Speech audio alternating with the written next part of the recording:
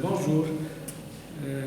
Aujourd'hui, on commence une séance nouvelle. On va faire les probabilités, les calculs de probabilité, et on va essayer de donner des explications et des éclaircissements concernant ce cours qui est un petit peu, c'est vrai que les étudiants ne l'aiment pas beaucoup, mais on va essayer de simplifier et de essayer de donner plus de notions sur ce cours. Donc, les probabilités, on commence par les notions de base des probabilités. On commence par des notions de base, c'est normal. Avant de commencer n'importe quoi, il faut toujours avoir des connaissances de base. Introduction. Donc, l'introduction, on a des chapitres, dénombrement et analyse combinatoire. On commence par le dénombrement. Le dénombrement vient du mot dénombrer, vient du mot nombre. Il a une relation avec un nombre. Donc, dénombrer, si on peut donner une définition, donc on dit qu'un ensemble, n'importe quel ensemble, est dénombrable, si on peut le dénombrer, si on peut numéroter ces éléments. Pourquoi? C'est pour pouvoir les compter. Donc on dénombre un ensemble qui est dénombrable si on peut numéroter ces éléments pour pouvoir les compter. On a les questions de dénombrement. Les questions de dénombrement sont une branche de la mathématique, puisqu'il y a la notion de nombre. Donc, il y a la notion de mathématiques. Donc, les questions de dénombrement ont une branche mathématique qu'on appelle, analyse combinatoire. Donc, vous voyez qu'on est en train de l'entrer tout doucement. Dénombrement, on va passer à l'analyse combinatoire. Le dénombrement, c'est une branche mathématique qu'on appelle analyse combinatoire. Très bien. Donc maintenant, on a fait une petite relation entre eux. Donc, le dénombrement, l'analyse combinatoire, c'est quoi? C'est un ensemble de mathématiques qui permettent de déterminer le nombre de tous les résultats possibles d'une expérience particulière. Donc, la connaissance de ces méthodes, de dénombrement, parce que l'analyse, c'est un ensemble de méthodes de dénombrement. Donc, la connaissance des méthodes de dénombrement, elles permettent et indispensable, l'ensemble des méthodes est indispensable au calcul des probabilités. Donc, la connaissance de ces méthodes de dénombrement est indispensable pour le calcul des probabilités. Donc, vous voyez maintenant, on commence dénombrement, analyse combinatoire et on passe au mot probabilité. Vous voyez qu'il y a un lien.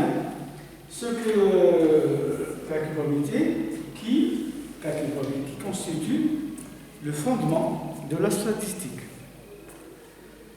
Probabilité, comme vous savez, constitue un fondement de la statistique. Donc, on passe maintenant aux différentes méthodes mathématiques ou l'analyse combinatoire. Vous avez 3 sortes d'analyse. Vous avez un type arrangement, permutation et combinaison. L'arrangement, on a 2 sortes. On a arrangement sans répétition et arrangement avec répétition. Permutation aussi, sans répétition, avec répétition, et les combinaisons, la même chose. On passe pour l'arrangement. On commence par l'arrangement. Donc l'arrangement sans répétition, on montre l'arrangement sans répétition. Arrangement sans répétition, on appelle arrangement sans répétition ou arrangement tout court de P éléments, un arrangement de P éléments, parmi N. N, c'est l'effectif qu'on est en train d'étudier, et P éléments, c'est ce qu'on veut chercher. Exemple, combien peut-on arranger deux pièces de monnaie quand on jette une pièce de monnaie pour voir quel est l'élément, c'est-à-dire on a une pile, une face. Donc on a des éléments, ici on a un. On cherche la pile de la pièce. Et ici, on a n, on a combien de faces? On a deux faces, donc n est égal à 2. n est égal à 2, et ici, p est égal à 1. Sans répétition, c'est-à-dire que le p élément ne se répète pas. Il apparaît une fois. La deuxième séance, il n'apparaît pas. Pour la troisième séance, il apparaît un autre élément. Donc, c'est des p éléments qui ne se répètent pas. Et il y a aussi la disposition ordonnée. Ils sont dans un ordre ordonné. Ils sont dans un ordre ordonné.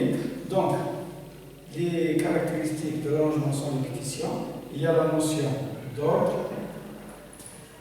Et vous avez ici n, il est supérieur à p, supérieur ou égal à p. Ça, c'est les caractéristiques de l'arrangement sans répétition. Il y a la notion d'ordre et vous avez n effectif qui est supérieur ou égal à p. Exemple, des lettres A, B, C. Donc, on peut avoir de P pour P égale à 2.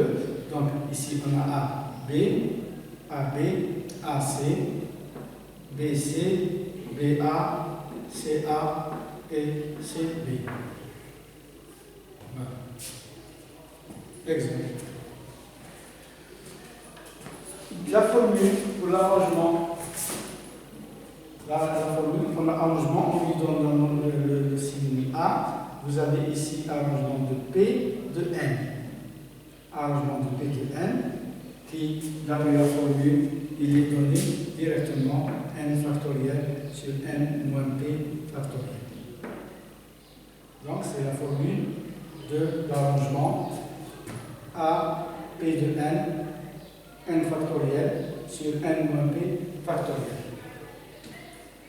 N factoriel, c'est N factoriel, c'est quoi? Exemple, 6 factoriel, c'est 6 fois 5 fois 4 fois 3 fois 2 fois 1. D'accord? Donc, on a fini avec l'arrangement sans répétition. On passe à l'arrangement avec répétition.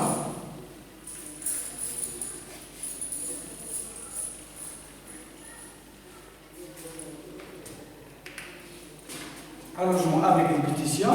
Donc, ici, il y a la notion de répétition. Donc, le P élément, il se répète. Donc, ici, avec répétition.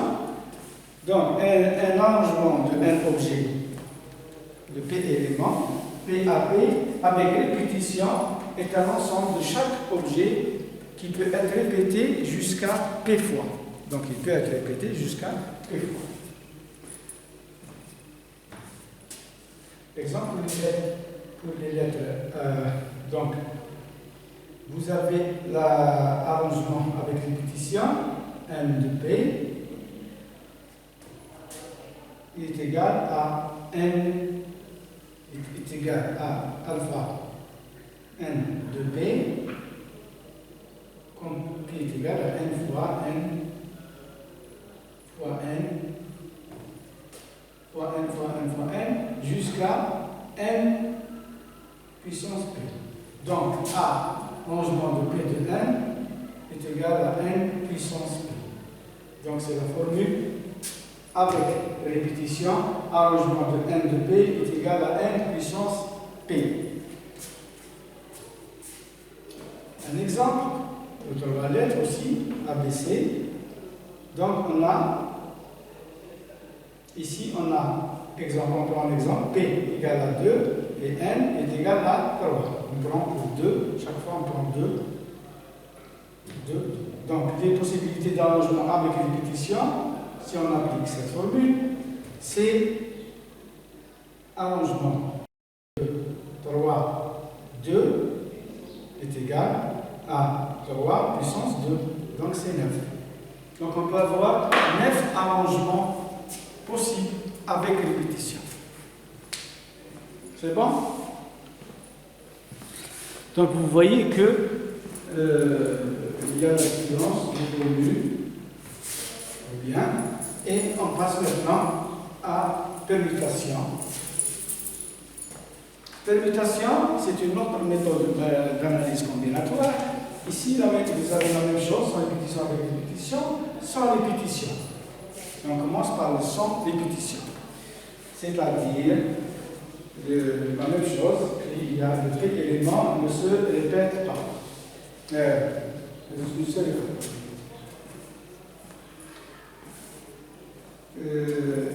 Permutation sans répétition. Donc, une permutation de n objets est un ensemble.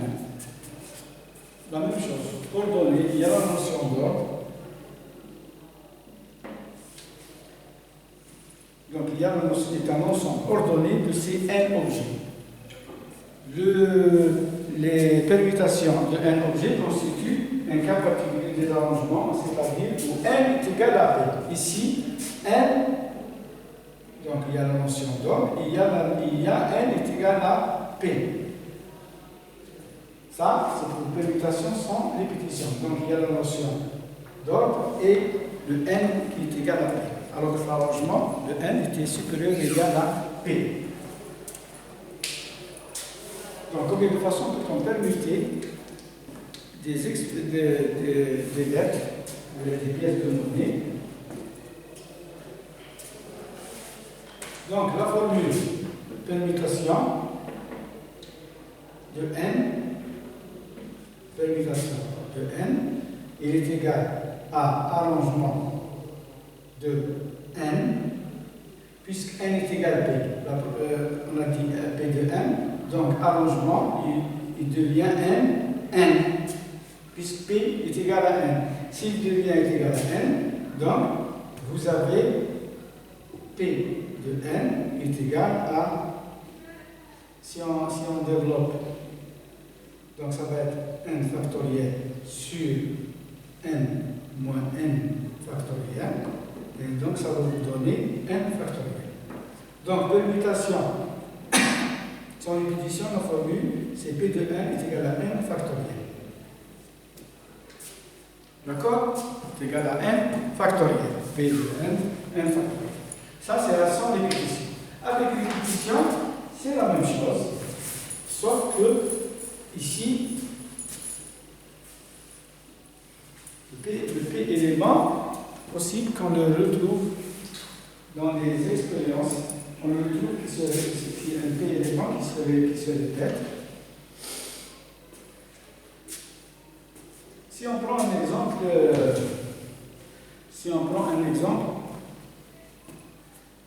permutation sans répétition. Exemple, en combien de façons différentes peut-on distribuer 10 copies pour 10 étudiants? 10 copies pour 10 étudiants d'un groupe de travaux dirigés. Combien de permutations? De façon différente peut-on distribuer 10 copies pour 10 étudiants d'un groupe de travaux dirigés? Donc, si on applique donc ici, vous avez la notion, ici, n est égal à p, puisque 10 copies et 10 étudiants. Donc, n est égal à 10 et p est égal à 10. Donc, on est dans un cas de... Et il n'y a pas de notion, on peut donner un étudiant, on peut donner des notes par ordre. par ordre, puis on commence par le premier, deuxième, troisième. Donc il y a la notion d'ordre. Donc ici, la permutation de n, c'est, qu'est-ce qu'on a dit comme formule? Donc on a dit que c'est 10 factoriel, donc c'est n factoriel, ça veut dire 10 factoriel, qui est égal à 36 000, je crois, 36 800 manières. Donc on a 362 800 manières de différentes pour distribuer des 10 copies pour les 10 étudiants. Pour les permutations avec répétition, c'est la même chose. Avec répétition, ça veut dire la notion de répétition.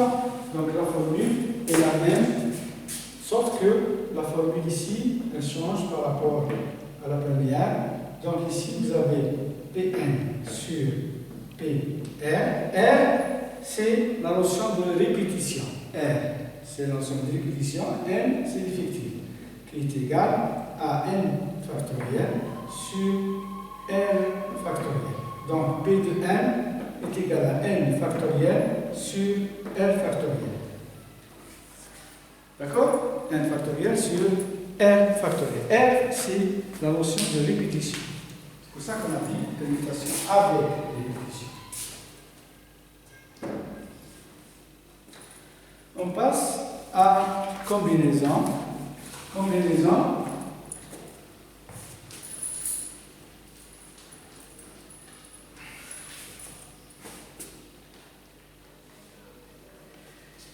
Donc, combinaison, il y a combinaison aussi, il y a sans répétition et avec répétition. Là, les combinaisons sans répétition sont les plus fréquentes. On les trouve plusieurs fois dans les sujets d'examen, dans les cours, dans les pratiques, c'est pour ça qu'on se base surtout sur les combinaisons sans répétition. La notion de combinaison, c'est C, donc on a passé. Donc la combinaison, on appelle C combinaison de P éléments, on appelle combinaison de C, combinaison de P éléments, pris parmi n.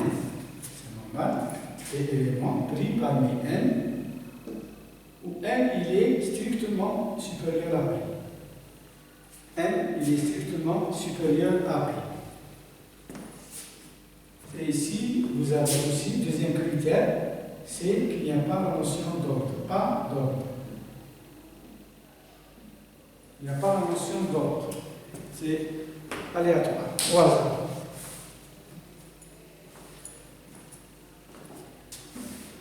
Deux combinaisons distinctes, différentes, donc par la nature d'au moins un élément. Donc la formule combinaison de P de n est égale à arrangement de n de P sur P factoriel. Ce qui devient, si on développe ça, vous allez avoir n factoriel sur P factoriel, n moins P factoriel.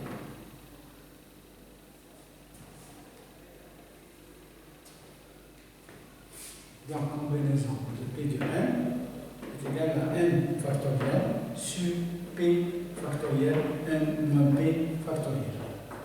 D'accord? Donc, combinaison sans répétition. Si on prend un exemple, je prends un exemple. Quel est le nombre de tiercés dans le désordre?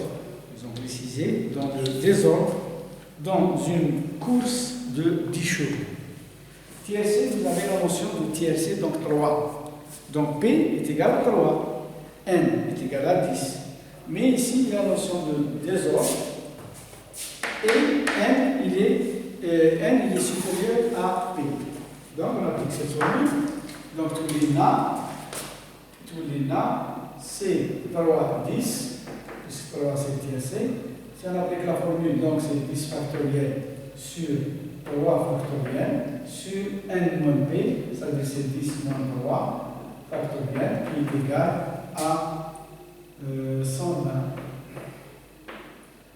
ici, si vous voulez qu'on développe, ici c'est 10 fois 9 fois 8 fois 7 fois 7 fois 6. Ici, vous avez 3 factoriels, 3 fois 2. Et ici, vous avez 10 moins 3, c'est combien? C'est 7. 7 factoriels. Donc 7 factoriels, si on le développe, donc ça va être la partie qui est le numérateur. Donc on élimine avec ça. Le valeur c'est 10 fois 9 fois 8 sur 6. Ici, on peut simplifier 2 par 10, ça fait 5. Ou la part 8. L'essentiel, vous allez avoir 120 manières. Donc, on va avoir 120 manières. 120 manières de combinaison d'un tiercé pour une course de 10 chevaux. Une course de 10 chevaux. Très bien.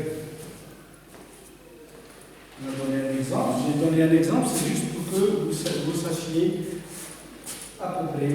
Et ça va être plus facile.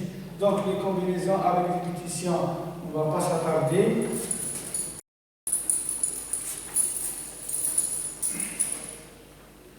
On ne va pas s'attarder. Juste pour l'accord du bloc, c'est tout. Parce qu'il n'est pas sur l'écran. Donc, l'allongement avec répétition, combinaison avec répétition. Donc, si on prend sa formule, donc c'est combinaison de, puisqu'il y a l'ensemble de répétition, donc vous avez un ensemble de R et N, d'accord? Puisqu'il y a l'ensemble de répétition, ici, l'ordre, il n'y a pas d'ordre, et N il est strictement supérieur à P, qui est égal à C R sur N plus 1 moins N, moins 1.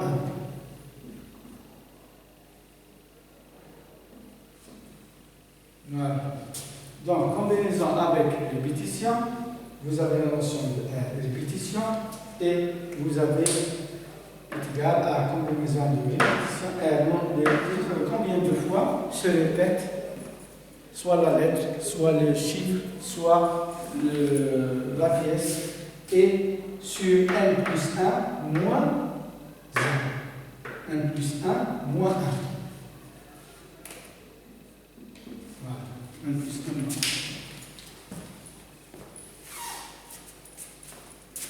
On passe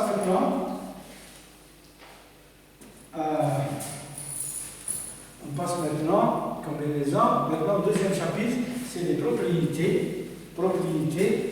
et remarques. On a les propriétés de combinaison, le triangle de Pascal et les binômes de Newton. Pour les propriétés de combinaison, la première de combinaison. Donc, pour les propriétés de combinaison, on a les différentes formules que vous devez savoir pour accélérer un petit peu le calcul et le travail, sans faire le développement. Donc, vous avez combinaison de 0 de n est égal à 1, combinaison de n est égal à 1 aussi. Donc, vous avez ici combinaison de 0 de n qui est égal à combinaison de n qui est égal à 1. Vous allez directement, ça c'est des propriétés de combinaison. Vous avez aussi pour le triangle de Pascal. Si vous voulez que je le fasse, c'est pas. Mais je vais essayer de le faire rapidement. De Pascal, donc triangle de Pascal. Il y a une sorte de triangle. Donc, je fais un tableau comme ça. La première qui est composée de colonnes et de lignes. La première colonne fera le P et le N. P de ce côté et les N effectifs de ce côté. Donc, on fait 0. 1, 2, 3, 4 et 5. 0, 1, 2, 3, 4, 5. 1, 2, 3, 4, 5. La même chose.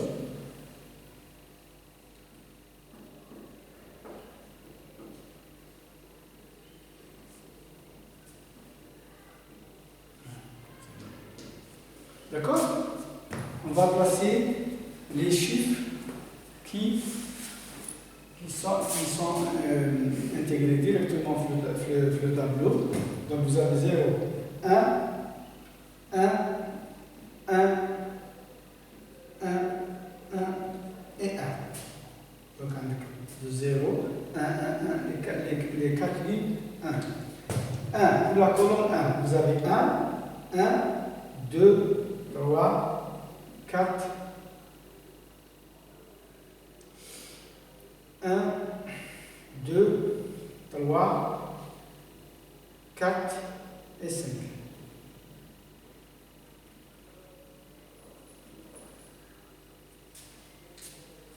Pour la colonne 2, vous avez ici, elle est vide, la case vide. Vous avez ici 1, 3, 6 et 10. Pour la colonne 3, vous avez les deux cases vides et vous avez 1, 4, 10. 1, 4, 10. Vous avez pour la quatrième colonne, on a commencé par une case vide, on a deux cases vides, donc 3 cases vides, 1 et 5. Et pour la colonne 5, on a 3 cases vides, donc ici on passe à 4, 1, 2, 3, 4 cases vides et vous avez le chiffre 1. Ça, c'est ce qu'on appelle le triangle de Pascal.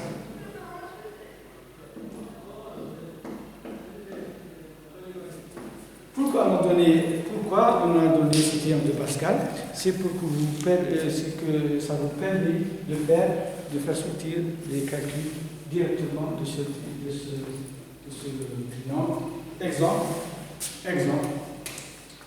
On vous demande quelle combinaison de 3, de 4. Combinaison 3 de 4. Au lieu de faire directement le calcul, 4 factoriel, sur le 3 factoriel, 4 moins 3 factoriel, vous pouvez l'avoir directement du triangle en P, on a C 3, P, vous allez voir le chiffre 3, il est là, d'accord?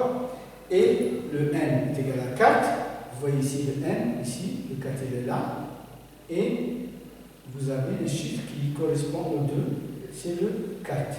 Donc, ici, C3, 4 est égal à 4 directement.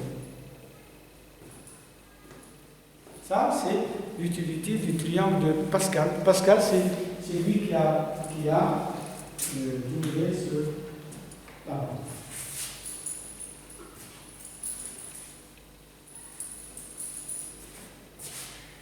Alors, on continue.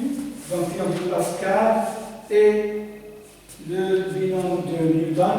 Le bilan de Newton aussi, c'est un petit peu des formules. Donc, c'est A plus B puissance n est égal à C de n de P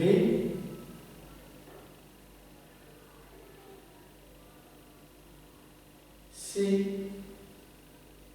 P de n A n moins B et B puissance P. Donc A plus B puissance n est égal à P égale à 0, on commence par 0.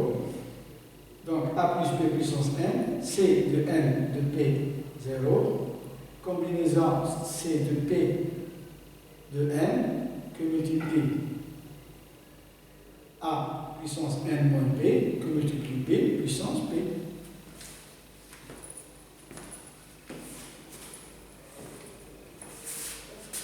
Si vous c'est des formules qu'il faut remettre.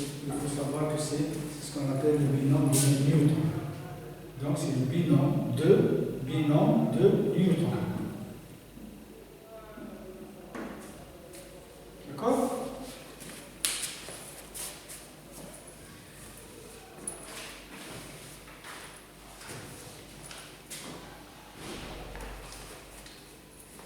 On a ici la première partie, notion de base de probabilité. Maintenant, on va faire un deuxième chapitre, les notions de base au calcul de probabilité. C'est les notions de base au calcul de probabilité.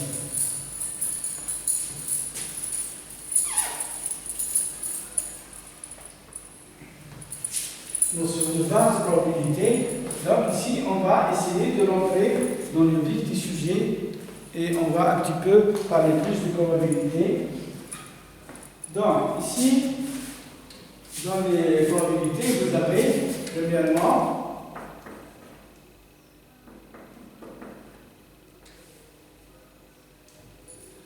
vous avez des phénomènes déterminants et des phénomènes aléatoires. Déterminant vient du mot déterminer, c'est-à-dire qu'il est précis, circonscrit. Et phénomène aléatoire, c'est-à-dire au hasard. On le prend au hasard. C'est ça la différence. Donc, les définitions. Donc, les phénomènes déterminants sont prévisibles. Ils sont prévisibles. C'est-à-dire qu'on s'attend au résultat. Donnons un résultat qui ne dépend pas de la loi de probabilité. La loi de probabilité, elle est toute concentrée et elle a une particularité, c'est qu'elle est basée sur des phénomènes aléatoires. C'est pour ça qu'on dit que les phénomènes déterminants ne suivent pas la loi binomiale, la loi de probabilité. Donc la loi de probabilité, c'est le hasard. Un phénomène déterminant, c'est des phénomènes prévisibles. Ils donnent un résultat qui ne dépend pas d'une loi de probabilité. Ils donnent le même résultat lorsqu'on répète l'expérience. Ils donnent le même résultat quand on répète l'expérience. Exemple, vous faites une expérience, vous avez un examen dans un laboratoire donné, vous allez le faire dans un laboratoire autre. Vous allez voir, si vous faites un prélèvement, vous allez voir presque le même résultat. Si vous le faites dans n'importe quel... C'est le même, il y a possibilité, il y a des différences, mais en général, c'est les mêmes résultats. Parce que ce n'est pas des phénomènes aléatoires, ils sont déterminants. C'est toujours la même personne. Le phénomène aléatoire. Aléatoire vient du mot aléatoire, donc c'est le hasard. Donc, ils sont dus en partie au hasard. Les phénomènes aléatoires sont dus au hasard. Mais ici, ils suivent les lois de probabilité. Puisque les lois de probabilité, ils se basent sur l'aléatoire, sur le hasard. On fait des expériences au hasard. Donc, la différence qui existe, donc ici, ils sont en partie au hasard et suivent les lois de probabilité. Le résultat, donc, n'est pas prévisible. Le résultat, il est variable. Donc, le résultat est variable. Mais la répartition des résultats, c'est-à-dire que quand on répartit les résultats dans un ensemble X, ensemble Y, ensemble Z, la répartition, elle est prévisible, puisque l'événement qui se déroule dans l'ensemble A, il est identifié à A. Dans le groupe B, c'est un autre résultat, mais on connaît d'avance les résultats car la répartition, pas le résultat. Parce que le résultat, on va répartir les résultats. Deuxièmement, notion de probabilité. Notion de probabilité, donc, comme vous savez, la notion de probabilité, comment on va essayer d'arriver à la notion de probabilité. Vous vous souvenez qu'en statistique descriptive, on avait la fréquence relative. Fréquence relative, Fi, qui est égale à Ni sur grand N. Ça, c'est l'effectif. C'est la modalité de la classe, et ça, c'est l'effectif total. Mais ici quand le nombre de répétitions est grand, c'est-à-dire on fait beaucoup de répétitions, beaucoup d'expériences et beaucoup d'événements, donc ici, en probabilité, il y a la notion de répétition des événements. Au fur et à mesure que les répétitions s'accumulent et s'agrandissent, donc on parle ici, on introduit le phénomène de la notion de probabilité. Donc lorsque le nombre de répétitions est assez grand, la notion de la fréquence relative, elle est remplacée par celle de la probabilité. Donc on remplace la fréquence relative par celle de la probabilité, qui est égale, probabilité, c'est-à-dire c'est un outil qui permet d'effectuer un petit peu les inférences statistiques.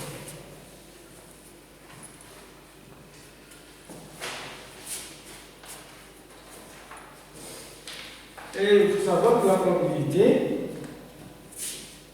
c'est égal au nombre de cas favorables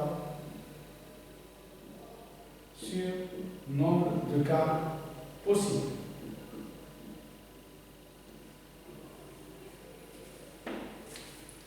La probabilité, c'est la notion de cas favorables et de cas possibles.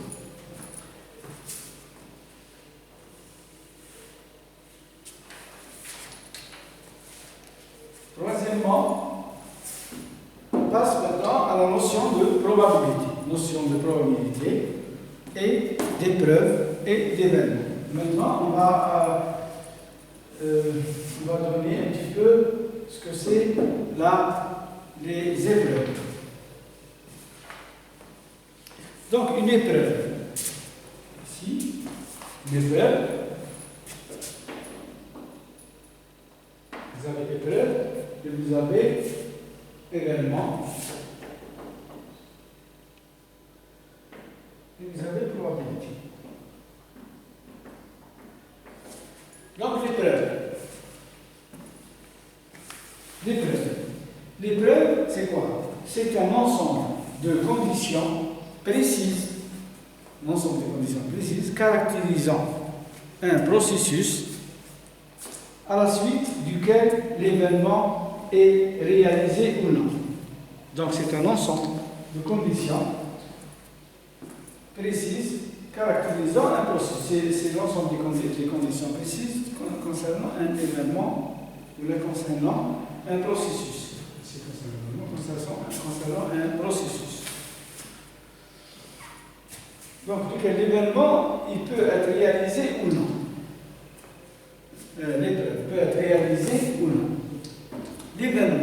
L'événement qui peut ou non se réaliser la même chose durant une épreuve. Donc, l'événement, il peut se réaliser ou non durant une épreuve. Probabilité, c'est le nombre de cas favorables sur le nombre de cas possibles. Définition de probabilité, nombre de cas favorables sur le nombre de cas possibles. Il faut savoir aussi que la probabilité de A, exemple, l'ensemble A, elle est toujours comprise entre 0 et 1. Probabilité de A, ou la de B, ou la de X, il est toujours compris, la valeur TH est toujours comprise entre 0 et 1. Si vous avez une probabilité qui est supérieure à 1, ça veut dire que vous vous êtes trompé. On peut avoir un exemple dans l'épreuve. Exemple pour l'épreuve. On prend un exemple. Quelle est la probabilité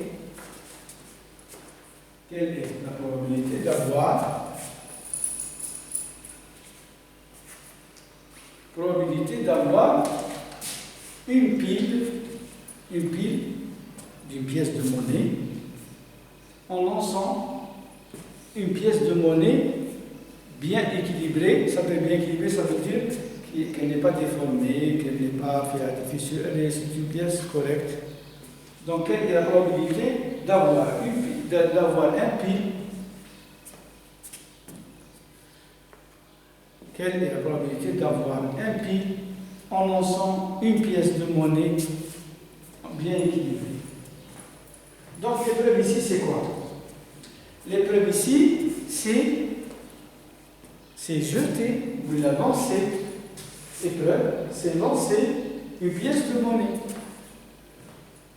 C'est ça l'expérience. Ou expérience, c'est jeter ou la lancer une pièce de monnaie bien équilibrée. L'événement, qu'est-ce qu'on s'est dit? On s'est dit qu'elle est pour obtenir la probabilité d'avoir un pi. C'est donc obtenir pi. L'événement, c'est obtenir pi. Et l'épreuve, c'est lancer une pièce de monnaie. L'épreuve, l'événement. Et la probabilité, c'est ça.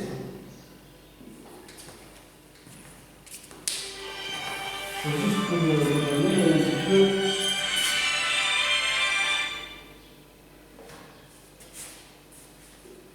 C'est juste pour vous donner un petit peu l'exemple. Même chose.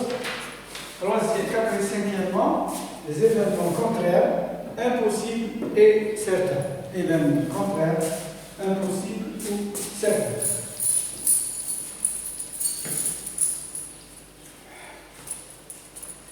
Événements impossibles et certains. Alors,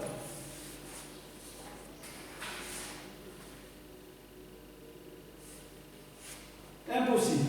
Impossible, c'est-à-dire qu'il n'y a aucune chance pour que l'événement ou l'épreuve se réalise. Ou là, l'événement se réalise. Donc, vous avez impossible. Donc, c'est probabilité de A, elle est impossible quand vous avez le nombre de cas favorables. Quand vous avez le nombre de cas favorables sur le nombre de cas possibles, donc le nombre de cas probable est égal à 0. C'est 1 est égal à 0. Donc vous avez probabilité 0, donc c'est impossible. Probabilité de A certain. Quand n sur n, quand n est égal à 1, et n, quand n est égal à n, et n sur n. Donc, petit n est égal à grand N, donc vous avez ici est égal à 1. Ça, comme la probabilité de A est égale à 1, ça veut dire que l'événement, vous êtes sûr qu'il est certain. Vous êtes sûr que la maladie existe, ou l'événement se réalise. Même ça, comme la probabilité de A égale à 0, ça veut dire que l'événement est impossible de se réaliser.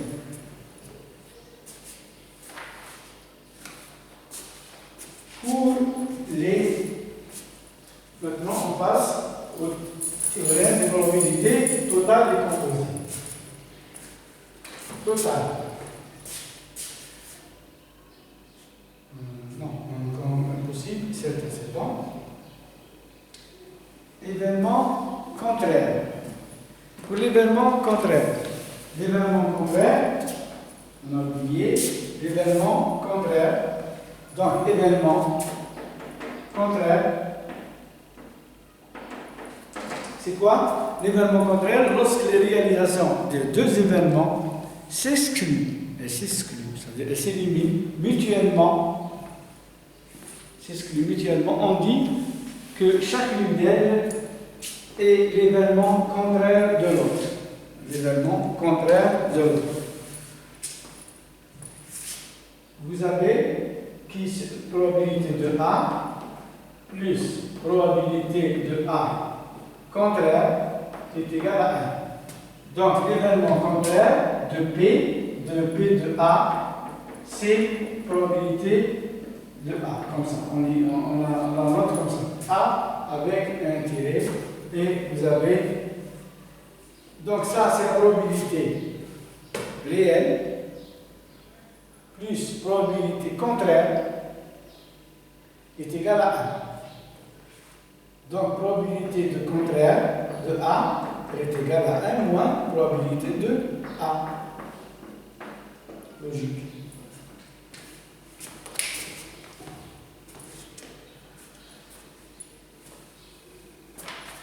Pour le théorème de probabilité totale maintenant, total, c'est-à-dire événement, théorème des probabilités totales. Théorème des probabilités totales. Donc, probabilité totale. Donc, vous avez un ensemble comme ça. Vous avez deux sous-ensembles A avec un effectif N1 et B avec un effectif N2. D'accord? Un ensemble de N fait deux sous-ensembles A avec N1 et B avec N2.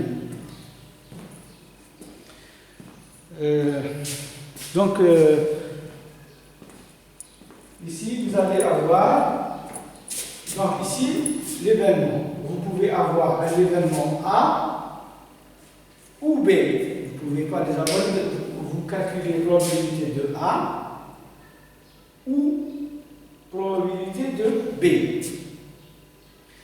La probabilité de A ou probabilité de B, c'est l'union. Union, ce qui s'écrit comme ça. Donc, probabilité de A ou B, s'écrit comme ça. Probabilité de A, union B. A, union B, ça veut dire A, probabilité de A ou B, qui est donnée par la formule. Probabilité de A, union B, est égale à probabilité de A plus probabilité de B. Voilà. Ça, c'est la formule. Quand vous avez l'événement, vous avez deux sous-ensembles dans un ensemble N, grand N.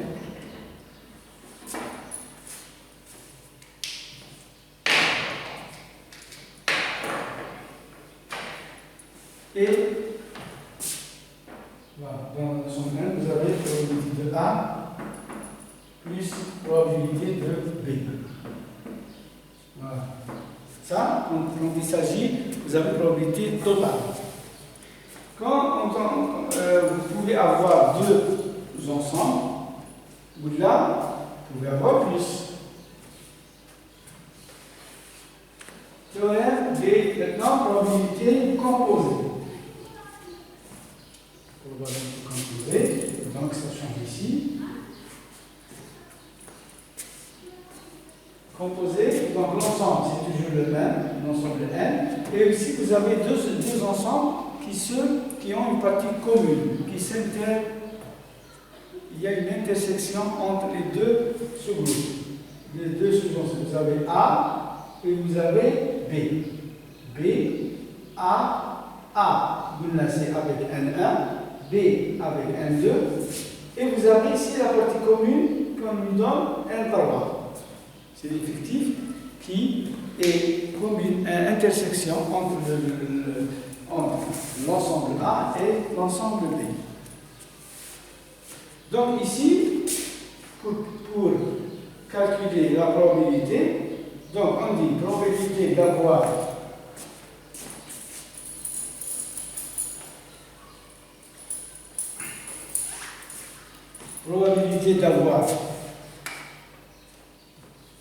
ici, puisqu'il y a une partie comme une intersection, donc on va pas dire A ou B, on va dire A et B. Donc probabilité de A et B, ça s'écrit intersection, c'est l'intersection qui est donnée par la formule probabilité de A union B, puisqu'il y a toujours, on dit inter, c'est N3, et vous avez toujours A ou B. Donc, probabilité de A union B, qui est égale à probabilité de A plus probabilité de B, moins probabilité de B, A inter B. Vous savez qu'il y a une relation directe entre l'union et l'intersection. Donc, des fois, on vous donne la probabilité de l'union et on vous dit calculer l'intersection des deux sous-groupes. Quand il s'agit ici, probabilité, on a dit, pas total, là, ici on a dit probabilité composée. C'est pas total, hein? Total, c'est à tout à l'heure. Ou A ou B. Ici, probabilité composée, ils sont composés entre eux. On peut avoir plus de sous-ensembles, comme ça, probabilité de A union B union C, qui est égale à la probabilité de A, si on applique cette formule, hein, plus probabilité de B, plus probabilité de C, moins probabilité de A inter B, moins probabilité de P A inter C, moins probabilité de P B inter C, plus, puisqu'il y a droit, donc A inter B inter C.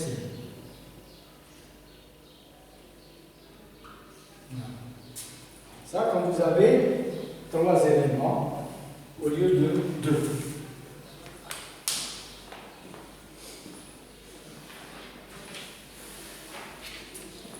Maintenant, on passe probabilité conditionnelle, c'est-à-dire elle est soumise à la condition. Probabilité conditionnelle.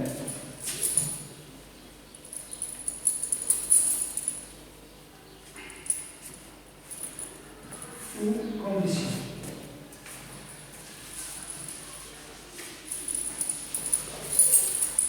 Donc, condition, c'est-à-dire soit A et B, deux événements d'un même univers, tels que probabilité de B différente de 0, on l'appelle probabilité conditionnelle. On appelle probabilité conditionnelle de A sur B. On appelle probabilité conditionnelle de A sur B. La probabilité de A, sachant que B est réalisé. Donc ici, on est dans la probabilité conditionnelle.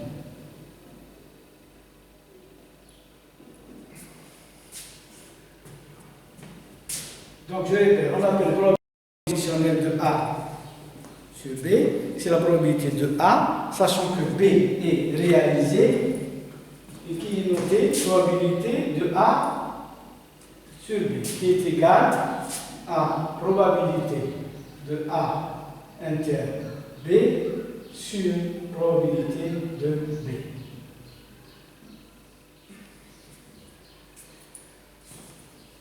C'est-à-dire la condition que B se réalise.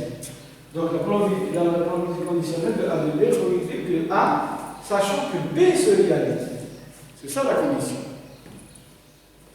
Si on applique l'inverse, probabilité de B sur A, probabilité de B sur A, sachant que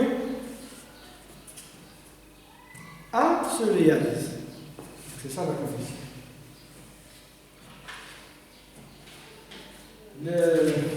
Concernant maintenant l'événement indépendant, vous voyez qu'il y a une notion d'indépendance, c'est-à-dire que les deux événements sont indépendants l'un de l'autre. Événement indépendant, donc on dit qu'un événement A, B est indépendant d'un événement A, on dit qu'un événement B est indépendant d'un événement A, si la probabilité pour que B se produise, n'est pas influencée par le fait que A soit ou ne soit pas produit. Donc il n'est pas influencé, il est indépendant de l'autre.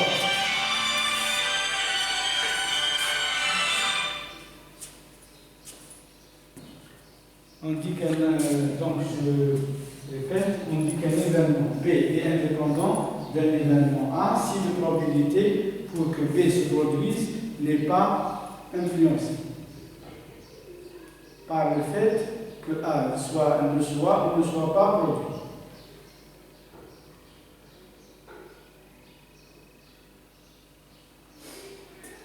D'une manière générale, on peut remarquer que si probabilité de A,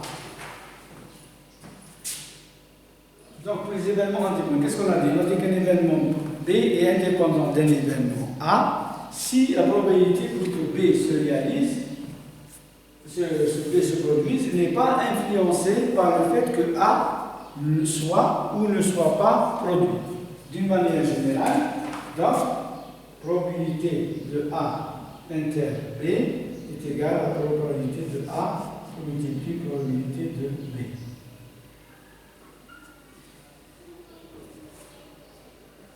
Voilà. Donc quand vous avez la notion d'indépendance, vous avez cette formule de A, probabilité d'un événement B indépendant d'un événement A, si, en sachant que l'événement A ne soit ou ne soit pas produit. Donc vous avez cette formule. Normalement, on a fait un tour d'horizon sur les probabilités. Je sais que sur le cours est un petit peu abstrait, mais les TD, on va vous donner des exemples pratiques. Vous allez voir que c'est facile et il ne suffit pas que de faire attention. Merci et bon courage. Merci et bon courage.